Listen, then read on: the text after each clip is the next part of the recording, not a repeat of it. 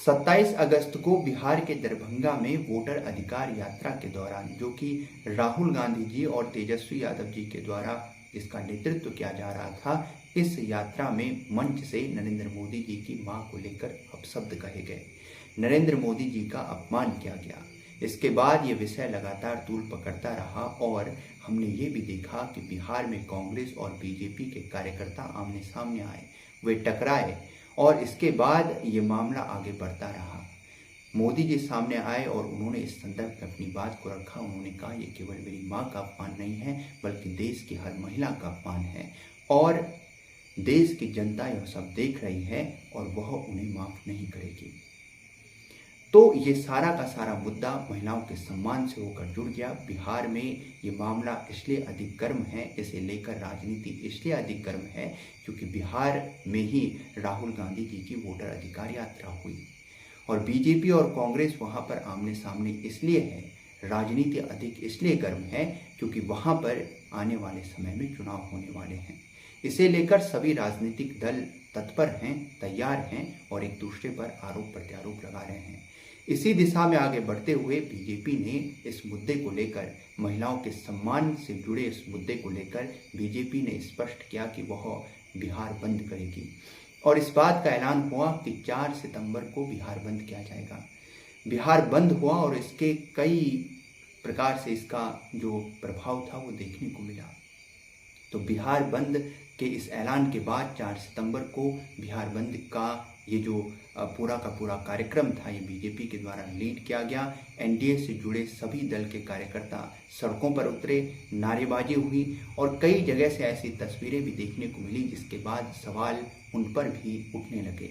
लालू प्रसाद यादव जी ने अपनी बात को रखा और उन्होंने कहा कि बीजेपी के गुंडे सड़कों पर उतरे हुए हैं और वे लगातार सामान्य लोगों को, आम जनमानस को परेशान कर रहे हैं, उन्हें गाली दे रहे हैं।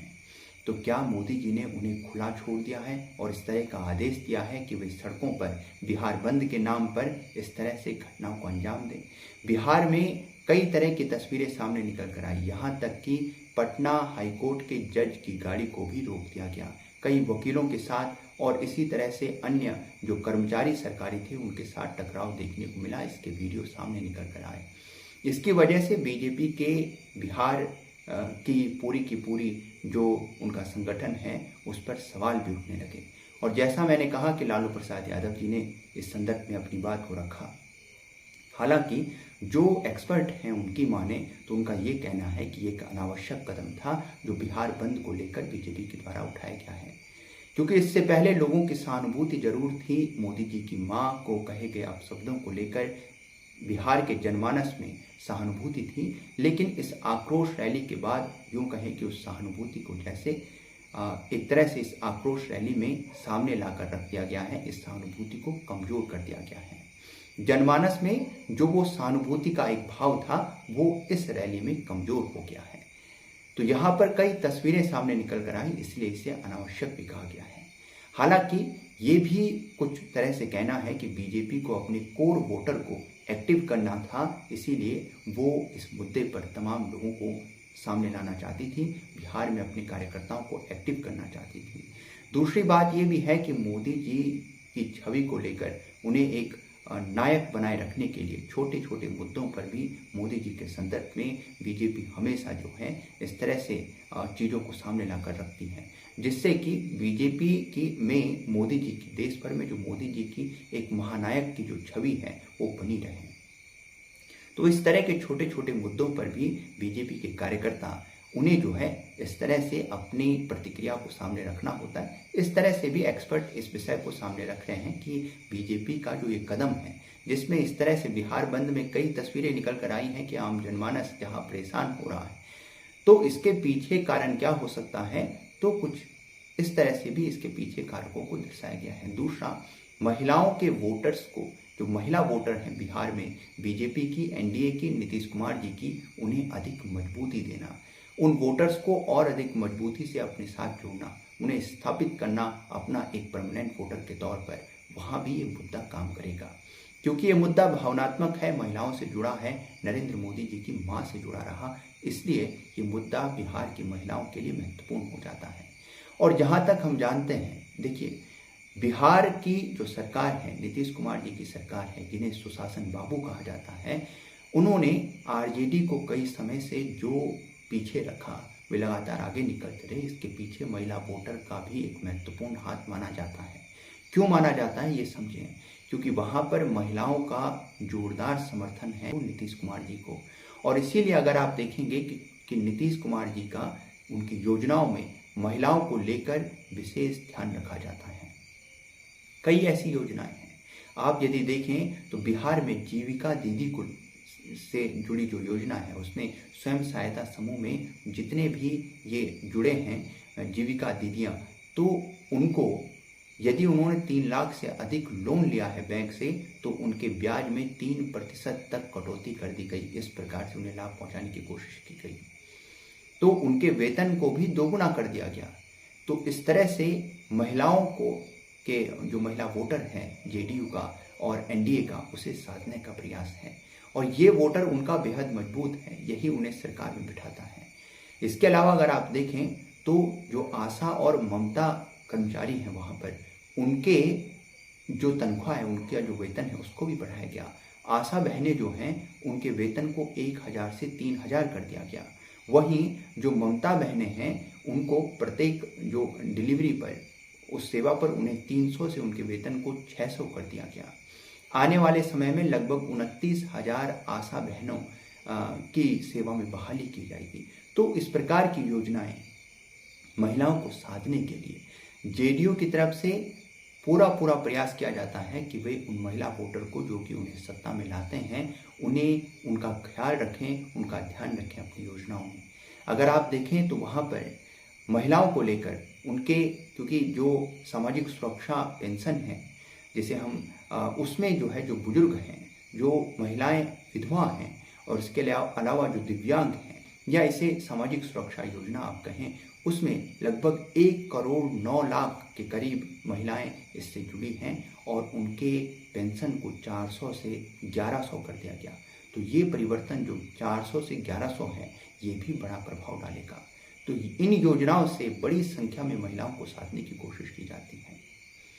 तो छोटी छोटी योजनाएं महिलाओं की छोटी छोटी जरूरतों को भी ख्याल रखते हैं नीतीश कुमार जी अपनी योजनाओं में। अगर आप देखें तो वहाँ पर कन्या मंडप बनाए जाने की जो बात है, बिहार की सरकार पहली बार जो निर्धन महिलाएं हैं, कन्याएं हैं, उनके लिए कन्या मंडप बनाकर उनके विवाह की जिम्मेदारी उठाने के लिए आगे बढ़ रही हैं। इसके अलावा अगर आप वहाँ पर देखें, जो महिलाएं कर्मचारी हैं या काम करती हैं, कामकाजी महिलाएं हैं, उनके लिए गर्ल्स हॉस्टल बनाए जाने की बात है, वो बनेंगे। और इसी तरह से इन छोटी छोटी आवश्यकताएं उनकी।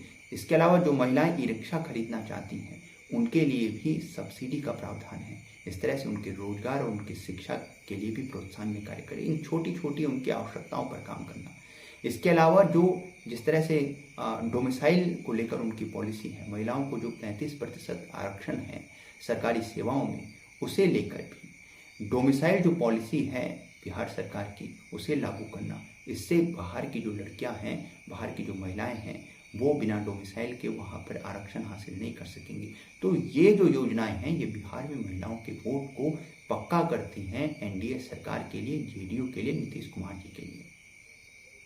तो उन्हें सुशासन बाबू कहा जाता है, क्योंकि बिहार में ये माना गया कि उन्होंने सुशासन स्थापित किया, और इसलिए महिलाएं उनका समर्थन भी करती हैं। और वही हैं जो उन्हें सत्ता पर बिठाती हैं, वही हैं जो उनका एक ऐसा वोटर है जिन्हें लेकर वो विश्वस्त भी हैं और उसे और अधिक मजबूत करना चाहते हैं।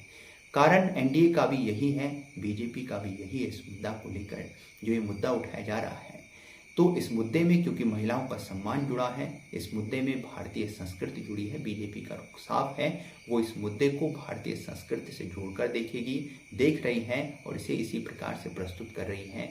माँ को लेकर जो भारतीय संस्कृति में सम्मान का भाव है, उससे इसे जोड़कर, भारतीय संस्कृति से इसे जोड़कर, वो ठीक उसी प्रकार से विपक्ष पर निशाना साध रही है। लेकिन विपक्ष भी बीजेपी के नेताओं की पुरानी बातों को, रेवन्ना जैसे नेताओं के संदर्भ में तेजस्वी यादव बात रखते हैं और इसी तरह के तमाम बयानों को लेकर बात उठा रही है। हालांकि बीजेपी ने वोट अधिकार यात्रा जो है, जो बिहार में राहुल गांधी जी के द्वारा उसका नेतृत्व किया गया, उसे न्यूट्रल करने का पूरा पूरा प्रयास किया है। और इस प्रकार का जो एक घटनाक्रम देखने को मिला जहां नरेंद्र मोदी जी की वहाँ के संदर्भ में अपशब्द कहे गए, उस विषय पर पूरा का पूरा मामला कुछ इस प्रकार से आगे बढ़ता दिख रहा है।